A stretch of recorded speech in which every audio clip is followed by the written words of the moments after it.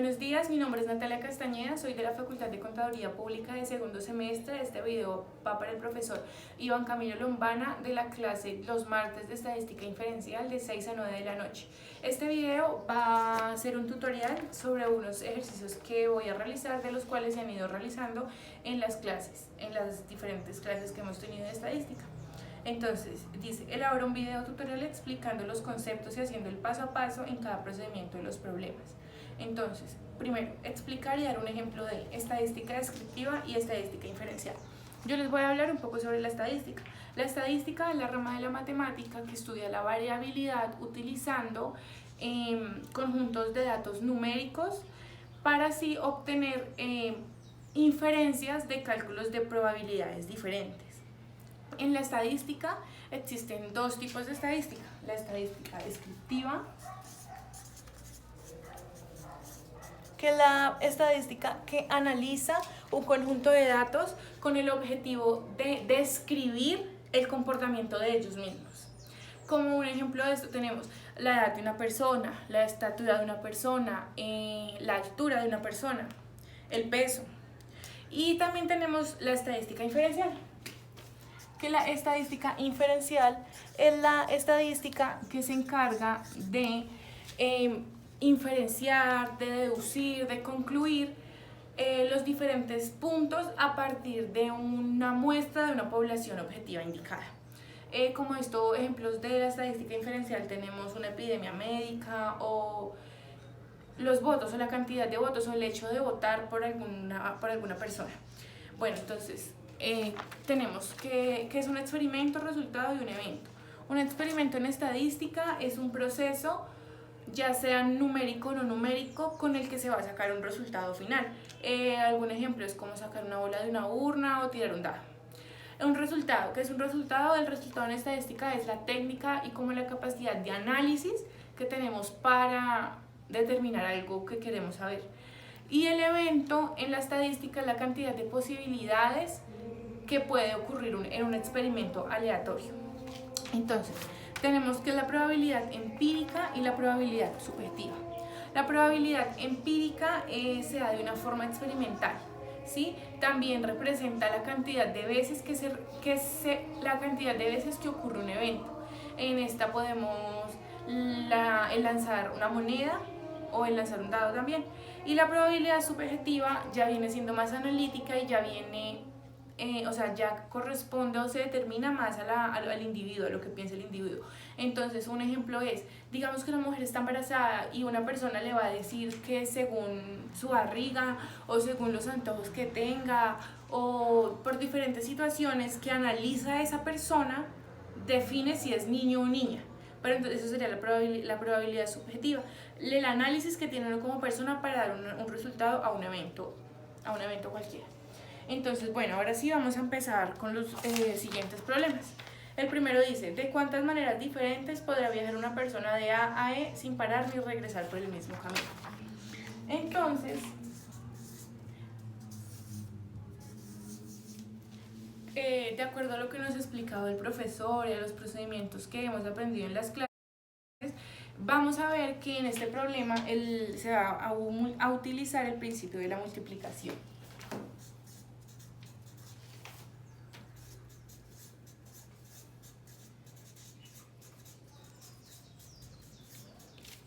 Y ya entonces sabemos que el subíndice para el principio de la multiplicación es la letra I. Y también, de acuerdo a lo que hemos realizado en clase y de lo que nos ha explicado el profesor, podemos deducir y observar que este ejercicio tiene tres maneras de resolverse, o que hay tres maneras de ir de A a E sin repetir ni volver a pasar por el mismo camino, que es lo que nos está dando el ejercicio, sin parar ni regresar por el mismo camino. Entonces tenemos tres maneras: la manera larga, la manera mediana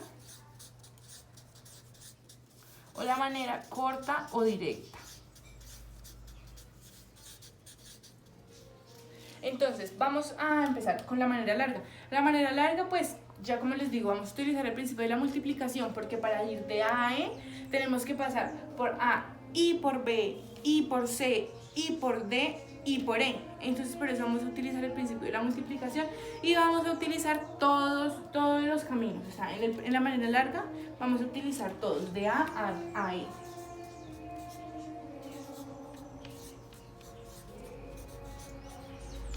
Y entonces vamos a mirar cuántos posibles caminos hay de A a B.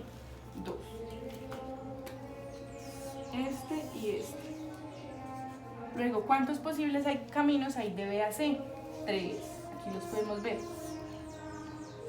Luego, ¿cuántos posibles caminos de C a D? 2. Y de D a E, 2. De D a E. Y ahora simplemente vamos a multiplicar. 2 por 3, 6. 6 por 2, 12. Y 12 por 2, 24. Ahora vamos a hacer la manera mediana, que como la podemos observar partiendo desde A, es yendo de A a D y de D a E.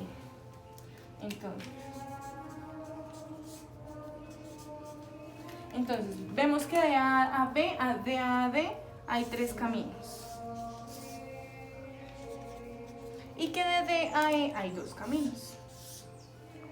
Entonces sabemos que 3 por 2 es 6. Y la manera corta o directa es la que vemos de ir de A a E directamente, que solamente hay 3 formas o 3 caminos. Ir de A a E directamente, solo hay 3 formas. Y entonces ahora estos resultados los vamos a sumar. Esto nos da 33.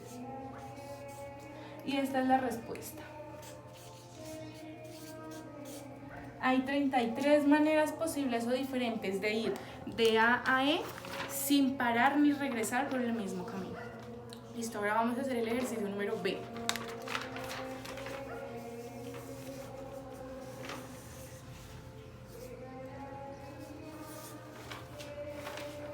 Bueno, el ejercicio número B nos dice que se preguntó a 100 estudiantes qué medio de transporte utilizan para llegar de su casa a la escuela. Y se encontró que 30 lo hacen en auto, 45 en microbús, 15 en metro, 7 en auto y microbús, 2 en microbús y metro, 3 en auto y metro y 2 en los 3 medios de transporte. Entonces aquí nos dice, represente los subconjuntos mediante un diagrama de Venn y señale cuántos estudiantes y ahí los ítems a los cuales voy a responder. Pero entonces lo que primero voy a hacer son los subconjuntos del diagrama de Venn. Entonces, vamos a hacer los subconjuntos, que son 3, ya que en este ejercicio nos hablan de que hay 3 maneras de ir de la casa a la escuela: en auto, en microbús y en metro. Entonces, en auto, en microbús o en metro.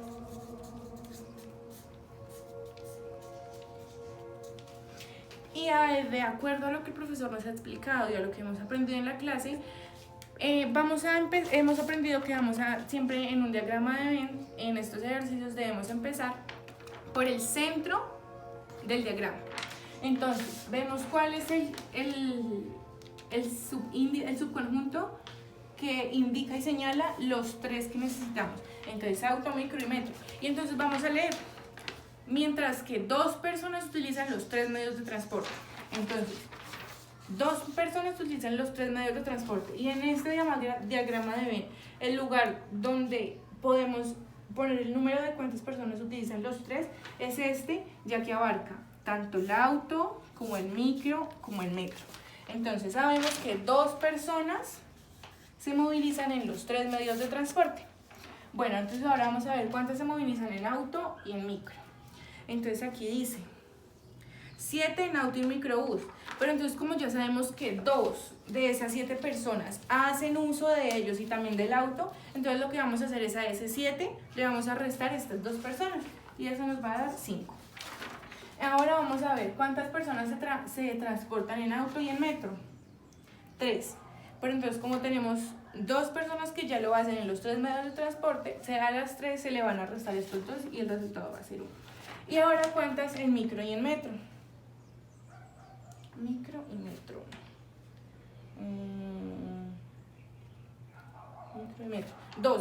12 personas, entonces igual. Se le va a restar los 2 y va a quedar entonces el 10. Ahora, dice que 30 personas lo hacen en auto. Pero entonces, como ya en este diagrama y en estos subconjuntos podemos ver que 8 personas sabemos que se movilizan en auto, ya sea auto y metro o auto, micro y metro, pero lo hacen, entonces lo que vamos a hacer es a las 30 personas que se movilizan en auto, le vamos a restar estas 8 que también lo hacen en los otros medios de transporte porque también lo hacen en este. Entonces a los 30 le vamos a restar 8 y la cantidad de personas que se transportan solo en auto sería 22. 45 en microbús. Entonces vamos a hacer absolutamente igual. 17 personas, entonces ya sabemos que al 45, que es la cantidad de personas que se transportan sobre el micro, le vamos a restar las 17 y eso nos va a dar 28. Y 15 en metro. Entonces, como ya sabemos que hay 13 personas que se transportan además del micro y en bus y en metro, también usan el metro, entonces hace 15 se le va a restar el 13 y nos va a quedar 2. Y listo, ahora sí. Ahora sí, voy a dar las respuestas. Entonces, represente los subconjuntos mediante un diagrama de Venn y señale cuántos estudiantes llegan a la escuela solo en auto. Entonces, en auto solamente llegan 22 estudiantes. Solo en microbús, 28. Utilizan solo el metro, 2 personas. Utilizan auto y microbús. Auto o microbús, 5 personas. Auto o metro, solamente 1 persona. Y utilizan solo metro o microbús. Metro o microbús, 10 personas. Y pues ya, realmente pues eso es todo el ejercicio. Bueno, profe, ahora sí voy a explicar el tercero, pero entonces voy a pegar esto.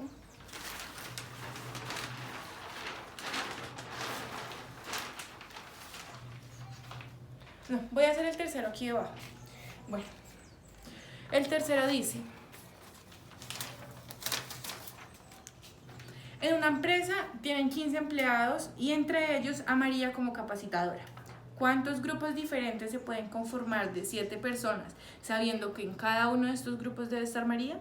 Entonces, pues yo en este ejercicio utilicé el método de combinatoria de x dividido en n. Y entonces esta es la fórmula.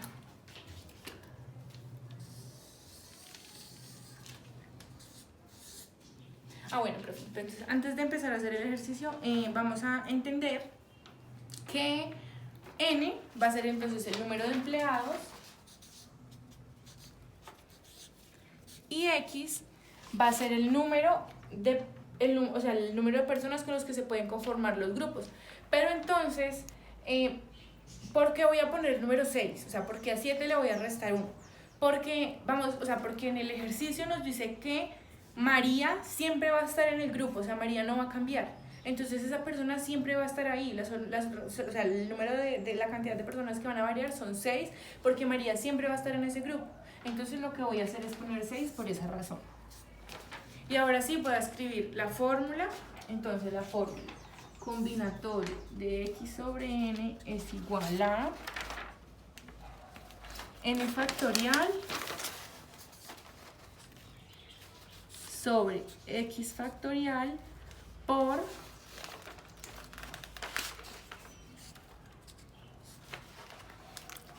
n menos x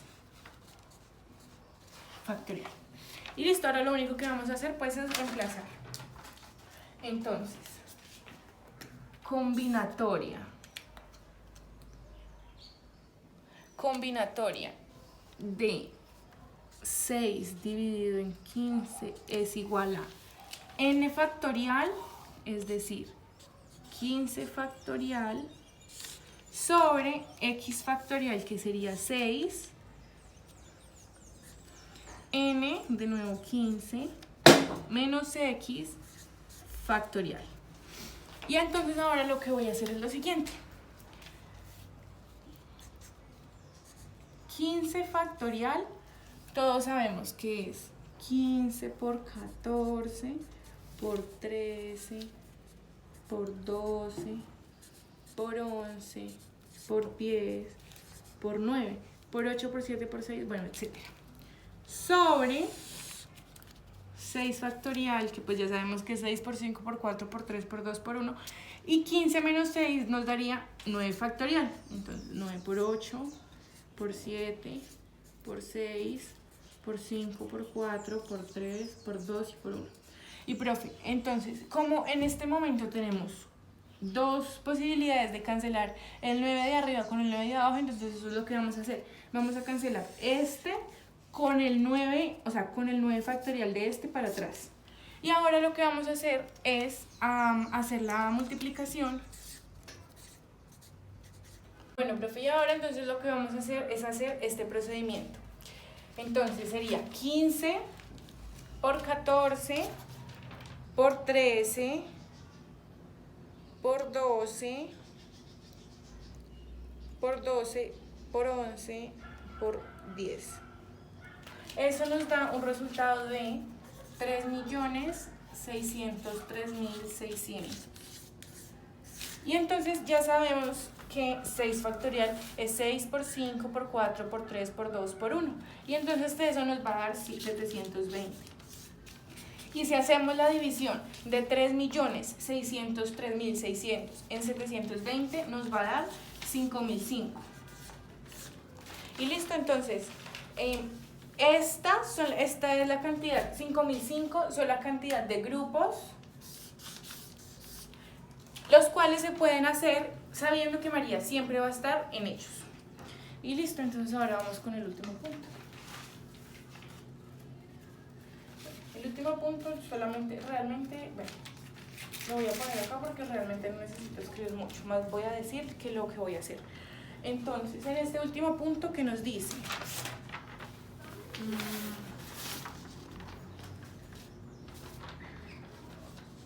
el gestor de un fondo está considerando la posibilidad de invertir en las acciones de una compañía de asistencia sanitaria. La tabla adjunta resume su valoración de las probabilidades de las tasas de rendimiento de estas acciones durante el próximo año, sea A el suceso de la tasa de rendimiento ya que sea más del 10% y B el suceso de la tasa de rendimiento será negativo. Entonces pues lo único que necesitamos saber en este ejercicio es que el suceso A será que el suceso A, según lo que dice acá, es cuando la tasa de rendimiento será más del 10%. Y el ejercicio y el suceso B nos habla de cuándo será entonces negativa. De cuándo la tasa de rendimiento será negativa. Entonces, ahora sí vamos a empezar. Halle la probabilidad de A, del suceso A. Entonces, como tenemos y como entendemos, el suceso A nos dice que la tasa de rendimiento será del más del 10%. Entonces, lo que nosotros vamos a hacer es venir a mirar en nuestra tabla que nos muestran cuál porcentaje está arriba del 10%. Entonces, tenemos que la probabilidad de porcentajes que está más arriba del 10% es 0,33 y 0,21. Entonces, lo que vamos a hacer en este primer ejercicio, en el punto número A, es mirar y sumar las dos posibilidades y probabilidades que nos dan del suceso A. Entonces, 0,33 más 0,21. Y eso nos va a dar 0,54. Listo. Ahora el B. El B que nos dice, halle la probabilidad del suceso B. Entonces lo mismo, vamos a mirar entre el B cuál es negativo. Entonces entre los negativos tenemos que entre menos 10% y 0% está el 0,14.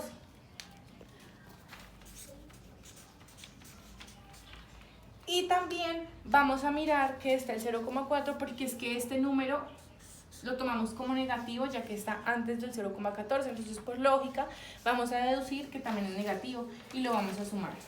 0,04. Y esto nos va a dar 0,18. Listo. Listo.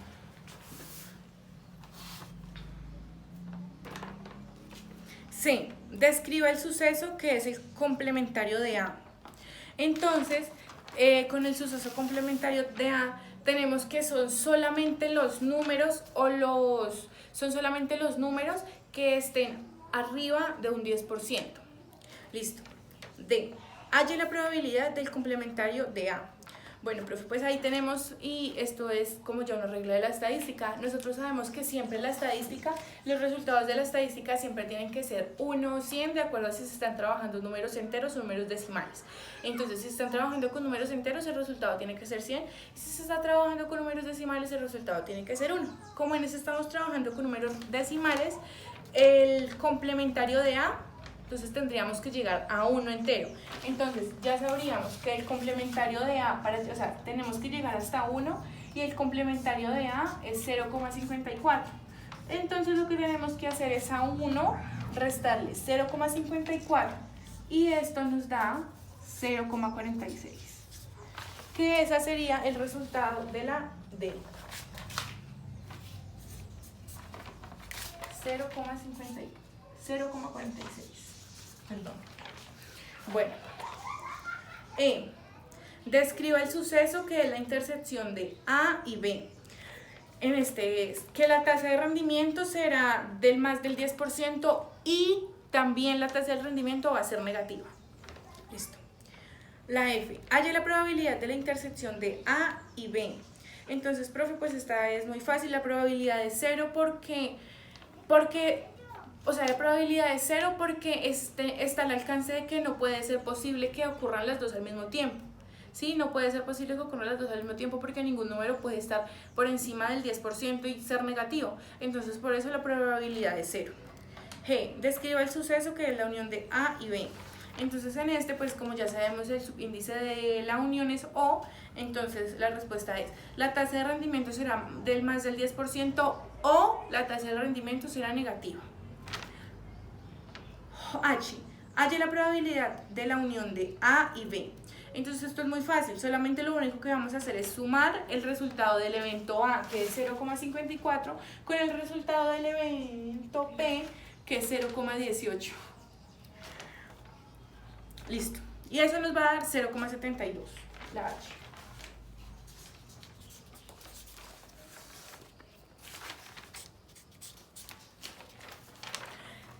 Listo. La I. ¿Son A y B mutuamente excluyentes? Bueno, profe, pues mutuamente excluyentes, ¿qué es en estadística? En estadística, mutuamente excluyentes es un evento o algo que no puede ocurrir al mismo tiempo, ¿sí? Es algo que no puede ocurrir al mismo tiempo. Un ejemplo, lanzar una moneda. Al nosotros lanzar una moneda y al caer al suelo o en el lugar donde caiga, la moneda no va a poder caer en cara y en sello al mismo tiempo. Tiene que caer o en cara o en sello. Entonces, ¿es esta mutuamente excluyente? Sí, sí es mutuamente excluyente porque no pueden haber dos resultados, o sea, porque no puede ser suceso A y suceso B, solamente puede ser una de las dos, entonces por eso sí es excluyente. Y B, son A y B colectiva, y J, son A y B colectivamente exhaustivos. ¿Qué significa colectivamente exhaustivos en estadística? Colectivamente exhaustivos en estadística es cuando el resultado del ejercicio que estamos realizando nos da 100 en caso de número entero o 1 en caso de número decimal. Entonces este ejercicio no es colectivamente exhaustivo porque, como vemos, y si sumamos la unión de A y B, el resultado nos va a dar 0,72. Entonces, pues por tanto, no es colectivamente exhaustivo.